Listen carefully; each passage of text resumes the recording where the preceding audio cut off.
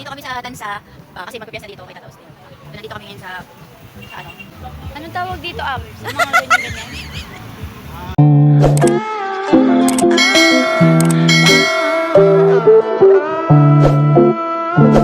Guys, ayan. Nandito kami sa Tansa. So, naggala-gala kami dito. Naglakad-lakad kami dito. Ang dami kasing mga murang bilihin dito sa Tansa. Tapos, kumain kami ng... Second time ko kumain ito. Shawarma. Ayan o. Sama ko si na Ab Nestor. Ab, ano masasabi mo sa shawarma? Shawarma. Sulit. Sulit na Sarap sulit. sisi. Sarap gawin. Ayan. Si Coach Ana. Uli. Uli pero di ko. Diba? So, mura lang siya. Tapos, super sarap pa. Ayan, meron dito 3 for 100. Cheese flavor. Kain tayo!